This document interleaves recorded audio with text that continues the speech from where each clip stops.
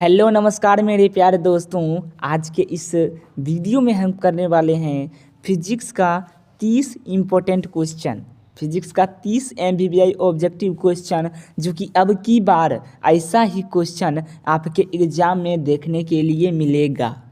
तो चलिए, आज का हमारा पहला क्वेश्चन क्या रहने वाला है उसको हम थोड़ा देख लेते हैं। हमारा आज का जो पहला क्वेश्चन है वह है ट्रांसफार्मर कार्य करता है। ट्रांसफार्मर किस धारा पर कार्य करता है आपको ये बताना है। ट्रांसफार्मर का इमेज एग्जाम में इस प्रकार बनाया जाता है। तो आपके सामने ऑप्शन दिया गया है डीसी पर, ऑप्शन बी दिया गया है एसी पर, ऑप्शन सी दिया गया है एसी और डीसी दोनों पर, ऑप्शन डी दिया गया है इनमें से कोई नहीं। तो आपका जो इसका आंसर हो जाएगा वो हमारा हो जाएगा ट्रांसफार्मर जो होता है वह डीसी धारा पर कार्य करता है। डीसी का मतलब होता है प्रत्यावर्ती धारा, डायरेक्ट करंट। याद रखिएगा, बहुत ही इंपॉर्टेंट क्वेश्चन है परीक्षा की दृष्टि से। तो चलिए, आज का हमारा दूसरा क्वेश्चन रहने वाला है कि ट्रांसफार्मर का क्रोड बनाने के लिए सबसे उपयुक्त पदार्थ कौन सा है। आप लोग सोचते होंगे क्रोड क्या होता है। क्रूड देखिए, आपको ये दिख रहा होगा, ये हमारा क्रूड कहलाता है। तो ट्रांसफार्मर का क्रूड जो होता है वो किस पदार्थ का बना होता है आपको बताना है। आपके सामने ऑप्शन दिया गया है मुलायम इस्पात, ऑप्शन बी दिया गया है तांबा, ऑप्शन सी दिया गया है स्टेनलेस स्टील, ऑप्शन डी दिया गया है अल्निको। तो देखिए, इसका जो आंसर हो जाएगा आपका, इसका आंसर हो जाएगा मुलायम इस्पात। ट्रांसफार्मर का क्रोड बनाने के लिए हम मुलायम इस्पात का यूज करते हैं। याद रखिएगा, बहुत ही इम्पोर्टेंट क्वेश्चन है। तो चलिए, आज का हमारा तीसरा क्वेश्चन रहने वाला है कि तप्त तार एमीटर मापता है प्रत्यावर्ती धारा का। आपके सामने ऑप्शन दिया गया है उच्चतम मान को, ऑप्शन बी दिया गया है औसत मान को, ऑप्शन सी दिया गया है मूल औसत वर्गधारा को, ऑप्शन डी दिया गया है इनमें से कोई नहीं। तप्त तार एमीटर जो होता है, तप्त तार ये है ये हमारा एमीटर दिया गया है। तो तप्त तार एमीटर जो होता है वह प्रत्यावर्ती धारा का मूल औसत वर्गधारा मानता है। मूल औसत वर्गधारा को मापता है तप्त तार। याद रखिएगा, बहुत ही इम्पोर्टेंट क्वेश्चन है। तो चलिए, नेक्स्ट क्वेश्चन हमारा दिया गया है किसी वस्तु पर आवेश का कारण क्या होता है। किसी भी वस्तु पर आवेश का कारण क्या होता है आपको बताना है। आपके सामने ऑप्शन दिया गया है न्यूट्रॉन का स्थानांतरण, या प्रोटॉन का स्थानांतरण, या इलेक्ट्रॉन का स्थानांतरण, या बी सी दोनों। तो आपको इसका आंसर क्या हो जाएगा, आपका जो इसका आंसर हो जाएगा किसी भी वस्तु पर आवेश का जो कारण होता है वह हमारा होता है इलेक्ट्रॉन का स्थानांतरण। क्या हो जाएगा, वो हमारा हो जाएगा इलेक्ट्रॉन का स्थानांतरण। याद रखिएगा, ये हमारा किसका होता है, ये हमारा होता है इलेक्ट्रॉन का स्थानांतरण किसी भी वस्तु पर आवेश का कारण होता है। तो 5वां नंबर क्वेश्चन हमारा है कि निम्नलिखित में से विद्युत क्षेत्र का मात्रक क्या होता है। निम्नलिखित में से विद्युत क्षेत्र का मात्रक क्या है। ये हमारा विद्युत क्षेत्र का इमेज आपको दिख रहा होगा। आपके सामने ऑप्शन दिया गया है N/C, V/M, उपर्युक्त दोनों, या इनमें से कोई नहीं। तो आपका जो इसका आंसर हो जाएगा कि विद्युत क्षेत्र का मात्रक हमारा होता है N/C। क्या हो जाएगा, N/C। यहाँ पे आपको थोड़ा सा डाउट हो रहा होगा कि उपर्युक्त दोनों क्यों दिया गया है ऑप्शन में। क्योंकि देखिए, उपर्युक्त दोनों दिया गया है डाउट के लिए कि बच्चा क्या करे, वह थोड़ा सा कंफ्यूज हो जाए और उपर्युक्त दोनों दे दे। क्योंकि हम जानते हैं कि जो हमारा पहला मात्रक आता है विद्युत क्षेत्र का वो होता है N/C, और हमारा दूसरा मात्रक आता है V/M। लेकिन यहाँ पे दिया गया है V/M। कोई बच्चा हो सकता है इसमें कन्फ्यूजन कर दे और ऑप्शन सी को मार दे, तो उसका तो गलत हो जाएगा। इसलिए याद रखिएगा, अगर V/M दिया रहता तभी हमारा होता उपर्युक्त दोनों। क्योंकि होता इसलिए क्योंकि दोनों का मात्रक ही हमारा होता है, विद्युत क्षेत्र का मात्रक ही हमारा होता है N/C और V/M। लेकिन यहाँ पे V/M दिया गया है, और V/M हमारा किसका होता है, ये हमारा एक विद्युत फ्लक्स का ऐसा ही मात्रक होता है। याद रखिएगा, इसलिए इसका आंसर N/C हुआ है। चलिए, आप लोग समझ गए होंगे, समझदार हैं। तो चलिए, 6 नंबर क्वेश्चन हमारा क्या है। दो संधारित्र जिसमें प्रत्येक धारिता C है, दो संधारित्र है जिसका प्रत्येक की धारिता C है और श्रेणी क्रम में जुड़े हुए हैं, तुल्य धारिता ज्ञात करें। यानी दो संधारित्र दिया गया है, प्रत्येक की धारिता हमारा क्या है, प्रत्येक की धारिता हमारा C है तो 2/C हो जाएगा और धारिता हमारा होता है C, तो C से इधर जाएगा यानी क्या हो जाएगा, C/2 हो जाएगा, C/2 हो जाएगा। इसका आंसर याद रखिएगा, बहुत ही MBBI क्वेश्चन है। इसका आंसर क्या हो जाएगा, C/2। याद रखिएगा, ये क्वेश्चन हो सकता है बदल के भी दे दे आपके एग्जाम में कि दो संधारित्र जिसे प्रत्येक की धारिता C है और समांतर क्रम में जोड़ा गया है तो उसकी तुल्य धारिता क्या हो जाएगी। समांतर क्रम का मतलब होता है C + C बराबर हो जाएगा 2C, तो इसका क्या हो जाएगा समांतर, ये हमारा हो जाता है 2C। अगर श्रेणी क्रम में पूछेगा तो C/2 और समांतर पूछेगा तो 2C हो जाएगा इसका आंसर। ये भी याद रखिएगा, बहुत ही इंपॉर्टेंट क्वेश्चन है। चलिए, यदि कई धार संधारित्र उपलब्ध हो तो उनके समूहन से उच्चतम धारा प्राप्त करने के लिए किसमें जोड़ा जाता है। यदि कई संधारित्र उपलब्ध है तो उनमें समूहन से उच्चतम धारा प्राप्त करने के लिए उसको किस श्रेणी क्रम में किस क्रम में जोड़ना चाहिए। आपके सामने ऑप्शन दिया गया है श्रेणी क्रम, ऑप्शन बी दिया गया है समांतर क्रम, ऑप्शन सी दिया गया है मिश्रित क्रम, उसके बाद है इनमें से कोई नहीं। तो आपका जो इसका आंसर हो जाएगा, उच्चतम धारा प्राप्त करने के लिए हम समांतर क्रम में जोड़ते हैं। उच्चतम धारा प्राप्त करने के लिए समांतर क्रम में जोड़ते हैं। अगर यही क्वेश्चन आपका रहता किस प्रकार से कि यदि संधारित्र में उपलब्ध हो उसके समूहन से न्यूनतम धारा प्राप्त करना है, न्यूनतम धारा प्राप्त करना है तो उसको किस क्रम में जोड़ा जाएगा, तो न्यूनतम धारा के लिए श्रेणी क्रम और उच्चतम धारा के लिए आपको याद रखना है, उच्चतम धारा के लिए आपको याद रखना है वो होता है समांतर क्रम। याद रखिएगा, बहुत ही इंपॉर्टेंट क्वेश्चन है, पूछा गया है, दो टाइप से क्वेश्चन पूछा जाता है तो आपको कहीं भी कंफ्यूज नहीं होना है। तो चलिए चलते हैं 8 नंबर क्वेश्चन पे कि विद्युत विभव का मात्रक क्या होता है।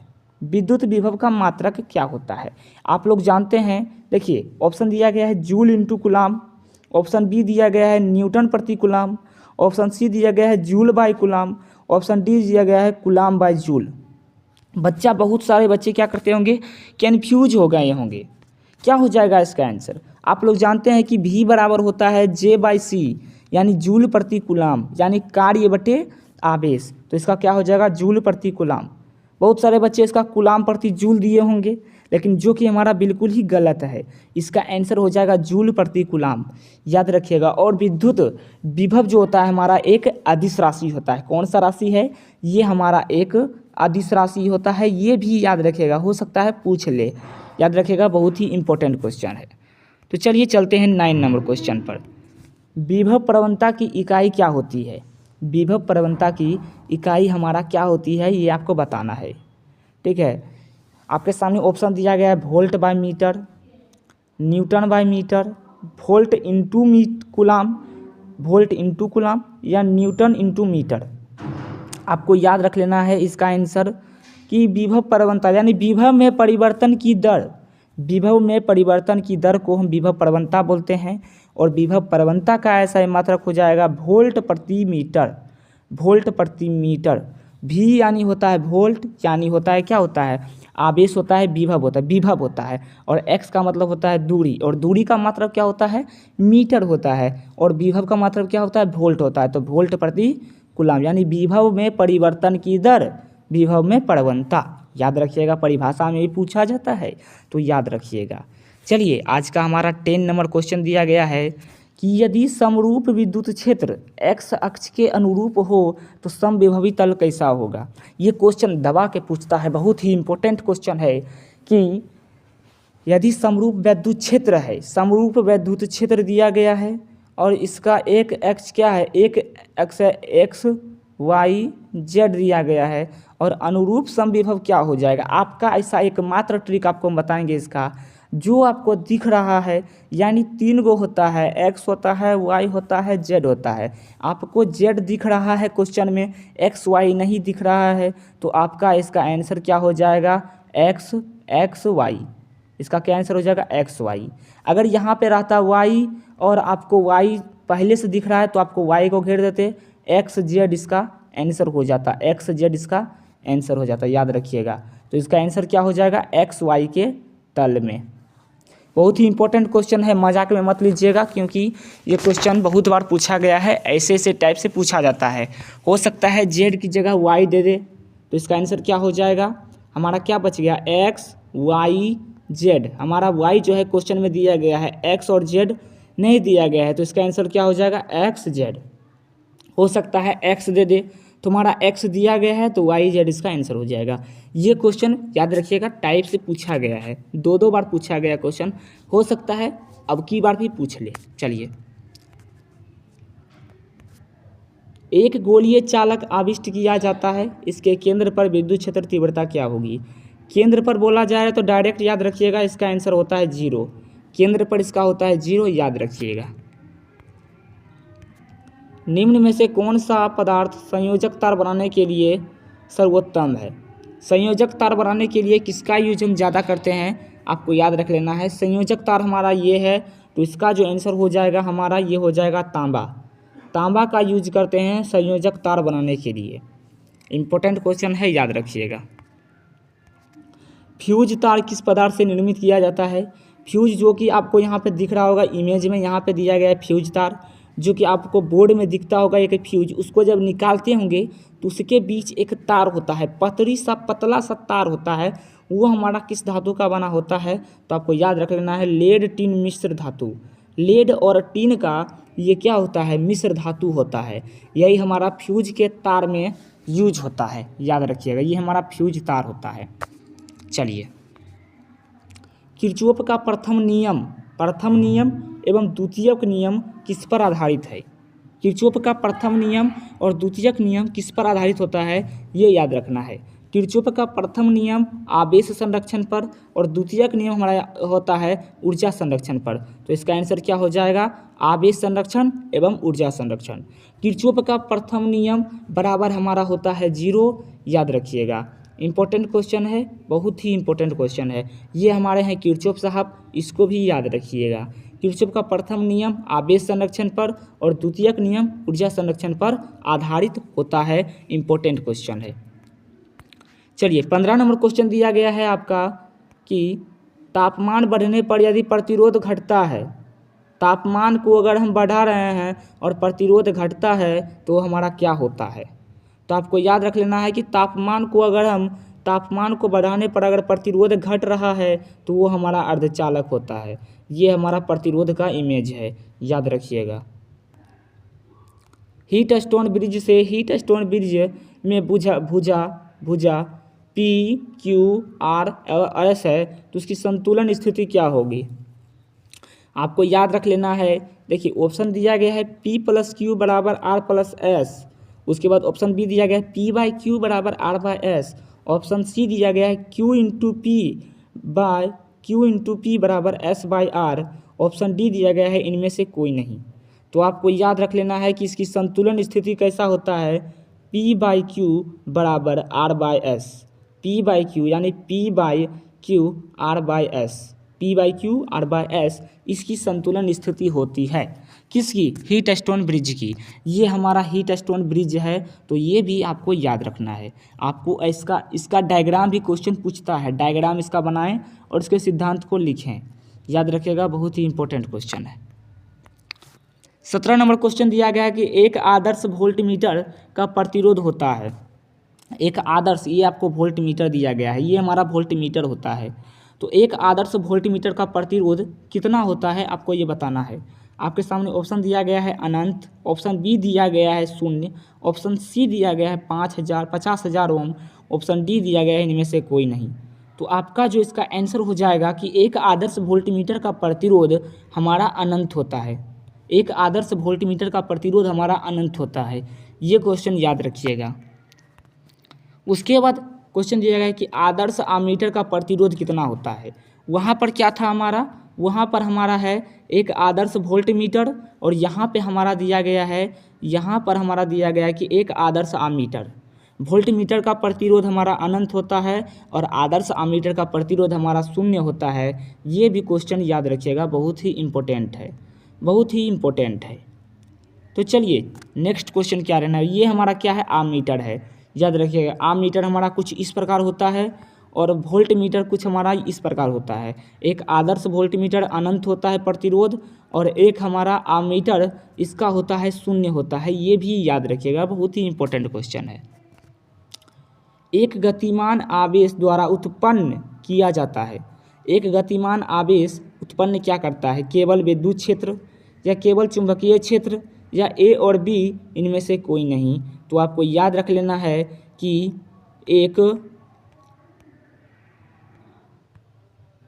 आपको याद रख लेना है, क्या याद रखना है आपको कि एक गतिमान आवेश द्वारा उत्पन्न किया जाता है, ये हमारा विद्युत क्षेत्र भी होता है और ये हमारा चुंबकीय क्षेत्र भी होता है। तो ए तथा बी दोनों हो जाएगा इसका आंसर, ए तथा बी दोनों हो जाएगा। अगर आपसे यह क्वेश्चन पूछता कि एक स्थिर आवेश उत्पन्न करता है, तो हमारा स्थिर आवेश जो होता है वो केवल विद्युत क्षेत्र उत्पन्न करता है। अगर कोई आवेश रुका हुआ है तो वो कौन सा क्षेत्र उत्पन्न करेगा, वो हमारा करेगा केवल विद्युत क्षेत्र।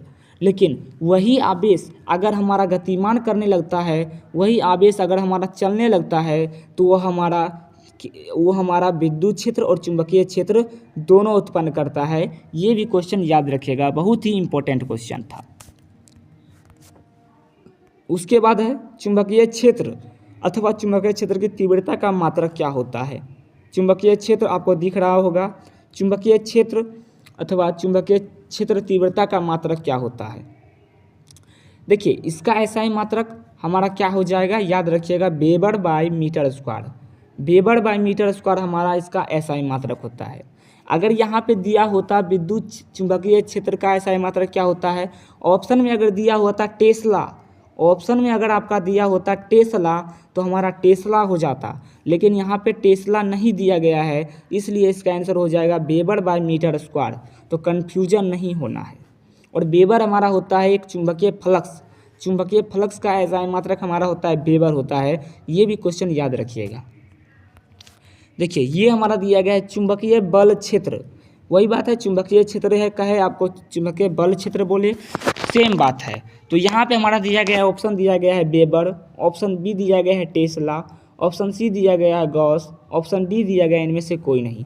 तो इसका आंसर क्या हो जाएगा, इसका आंसर हमारा हो जाएगा कि चुंबकीय बल क्षेत्र का एसआई मात्रक होता है टेस्ला और चुंबकीय फ्लक्स का एसआई मात्रक होता है वेबर। ये भी याद रखिएगा, चुंबकीय फ्लक्स का एसआई मात्रक क्या होता है, चुंबकीय फ्लक्स का एसआई मात्रक होता है वेबर और चुंबकीय बल क्षेत्र का एसआई मात्रक होता है टेस्ला। ये भी क्वेश्चन याद रखिएगा, बहुत ही इंपॉर्टेंट है। उसके बाद दिया गया है कि चुंबकीय बल रेखाएं चुंबक के किस ध्रुव से निकलती है। आपके सामने इमेज दिया गया है, इमेज में ही आंसर छुपा हुआ है। चुंबकीय बल क्षेत्र रेखाएं चुंबक के किस ध्रुव से निकलती है, तो ये हमारा नॉर्थ से निकलती है और साउथ पर समाप्त होती है। नॉर्थ से निकलती है और साउथ पर समाप्त होती है, यानी उत्तरी ध्रुव से निकलेगी और दक्षिणी ध्रुव तक जाएगी। उत्तरी ध्रुव से निकलेगी और दक्षिणी ध्रुव तक जाएगी, याद रखिएगा। चुंबकीय द्विध्रुव आघूर्ण का एसआई मात्रक क्या होता है। चुंबकीय द्विध्रुव आघूर्ण का एसआई मात्रक क्या होता है, आपको ये बताना है। तो आपको याद रख लेना है, बहुत ही एमवीवीआई क्वेश्चन है। तो एम्पियर इंटू मीटर हो जाएगा, एम्पियर इंटू मीटर हो जाएगा चुंबकीय द्विध्रुव आघूर्ण का एसआई मात्रक। अगर आपसे यही क्वेश्चन आता है कि विद्युत द्विध्रुव आघूर्ण का एसआई मात्रक क्या होता है, तो वो हमारा होता था coulomb into metre. Coulomb into metre होता है हमारा विद्युत द्विध्रुव आघूर्ण का एसआई मात्रक। ये भी क्वेश्चन याद रखिएगा, लिंक करके अगर पढ़िएगा चुंबक और विद्युत को, तो बहुत सारे क्वेश्चन आपका हल तुरंत ही हो जाएगा। जैसे अगर आपसे पूछा जाए कि चुंबकीय द्विध्रुव आघूर्ण का एसआई मात्रक क्या होता है, तो आपको बताना है कि एम्पियर इंटू मीटर होता है, एम्पियर इंटू मीटर होता है। और अगर आपसे पूछा जाए कि विद्युत द्विध्रुव आघूर्ण का एसआई मात्रक क्या होता है, तो आपको बताना है कूलाम इंटू मीटर होता है, कूलाम इंटू मीटर होता है। ये भी क्वेश्चन याद रखिएगा। पृथ्वी के ध्रुवों पर नति कोण का मान कितना होता है। चुंबक के ध्रुवों पर नति कोण का मान कितना होता है, आपको ये बताना है। तो आपका जो देखिए आपके सामने ऑप्शन दिया गया है 0 डिग्री, 30 डिग्री, 45 डिग्री और 90 डिग्री। तो इसका जो आंसर हो जाएगा ये हमारा हो जाता है 90 डिग्री। आपसे पृथ्वी के ध्रुवों पर नमन कोण का मान कितना हो जाएगा, ये हमारा होता है 90 डिग्री। अगर आपसे यही क्वेश्चन आता कि पृथ्वी के विषुवत रेखा पर नमन कोण का मान कितना होता है, ये हमारा 0 डिग्री होता है। याद रखिएगा, बहुत ही इंपॉर्टेंट क्वेश्चन है। चलिए, चुंबकीय यामोत्तर तथा भौगोलिक यामोत्तर के बीच जो कोण बनता है उसको हम क्या बोलते हैं। चुंबकीय यामोत्तर और भौगोलिक यामोत्तर के बीच जो हमारा कोण बनता है उसे हम बोलते हैं दिक्पात कोण। उसे क्या बोलेंगे, उसे हम बोलेंगे दिक्पात कोण। याद रखिएगा, बहुत ही इंपॉर्टेंट क्वेश्चन है और पूछा गया है। इनमें से कौन सा अनुचुंबकीय पदार्थ नहीं है। आपको इस चारों में से बताना है कि कौन सा ऐसा पदार्थ है कि जिसमें कि अनुचुंबकीय पदार्थ नहीं है। तो आपको याद होना चाहिए कि निकेल, लोहा, कोबाल्ट, ये सब हमारा होता है लौह चुंबकीय पदार्थ। ये हमारा होता है लौह चुंबकीय पदार्थ। याद रखेगा, प्लेटिनियम हो गया, एल्यूमिनियम हो गया, कैल्शियम हो गया, ये सब हमारा क्या होता है, ये सब होता है अनुचुंबकीय पदार्थ। याद रखिएगा, बहुत ही इंपॉर्टेंट क्वेश्चन था। कोबाल्ट का क्यूरी ताप कितना होता है। क्यूरी ताप हमारा वो होता है जिस पर कि कोई भी पदार्थ अनुचुंबकीय कहलाता है और कोई भी पदार्थ हमारा प्रतिचुंबकीय कहलाता है। याद रखिएगा, कोबाल्ट का क्यूरी ताप कितना होता है, 358 डिग्री सेल्सियस हमारा कितना किसका होता है, ये हमारा होता है क्यूरी ताप होता है। कोबाल्ट का क्यूरी ताप हमारा 358 डिग्री सेल्सियस होता है। याद रखिएगा, ये हमारा क्या है, ये हमारा एक क्या है, ये हमारा कोबाल्ट है, ये हमारा क्या है, कोबाल्ट है। याद रखिएगा, बहुत ही इंपॉर्टेंट क्वेश्चन था। तांबा क्या होता है। तांबा हमारा क्या है, अनुचुंबकीय, लौह चुंबकीय, प्रतिचुंबकीय या अर्धचालक। तांबा हमारा जो होता है ये हमारा एक प्रतिचुंबकीय होता है। याद रखिएगा, बहुत ही इंपॉर्टेंट है। निकेल, लोहा, कोबाल्ट, निकेल, लोहा, कोबाल्ट हमारा क्या होता है, लौह चुंबकीय होता है। ये भी याद रखिएगा। चलिए, बहुत ही इंपॉर्टेंट क्वेश्चन था। वायु की चुंबकीय प्रकृति होती है। वायु की चुंबकीय प्रकृति कैसी होती है, इमेज के माध्यम से देख सकते हैं वायु को भी और चुंबकीय प्रकृति को भी देख सकते हैं। तो इसका जो आंसर हो जाएगा कि वायु की चुंबकीय प्रकृति कैसी होती है, ये हमारा 0 होता है। ये हमारा कितना होता है, ये हमारा 0 होता है। ये भी क्वेश्चन याद रखिएगा। आज का लास्ट और अंतिम क्वेश्चन है कि निम्नलिखित में से कौन सा कारक विद्युत चुंबकीय प्रेरण में प्रेरित चार्ज से स्वतंत्र करता है। यानी वो कौन सा कारक है जो कि विद्युत चुंबकीय प्रेरण में, ये हमारा विद्युत चुंबकीय प्रेरण होता है। ये हमारा क्या है, ये हमारा एक विद्युत चुंबकीय प्रेरण है। इससे प्रेरित चार्ज को स्वतंत्र करता है। चार्ज मतलब होता है आवेश। तो आवेश को कौन जो है स्वतंत्र करता है। तो याद रखिएगा, इसका जो आंसर हो जाएगा हमारा, इसका जो आंसर हो जाएगा ये हो जाएगा कुंडल का प्रतिरोध। कुंडल का प्रतिरोध जो होता है यह विद्युत चुंबकीय प्रेरण को चार्ज से मुक्त करता है, यानी आवेश से मुक्त करता है। ये क्वेश्चन याद रखिएगा। आज का हमारा ये 30 क्वेश्चन बहुत ही MVVI क्वेश्चन था, तो आपको ये भी याद रखना है और मोस्ट MVVI क्वेश्चन था। तो चलिए, मिलते हैं आपसे हम ऐसे ही वीडियो में, ऐसे ही MVVI ऑब्जेक्टिव वीडियो में। तब तक के लिए दोस्तों हमारे चैनल को सब्सक्राइब कर सकते हैं और इस वीडियो को आप लोग बहुत सारे बच्चों के पास शेयर भी कर सकते हैं।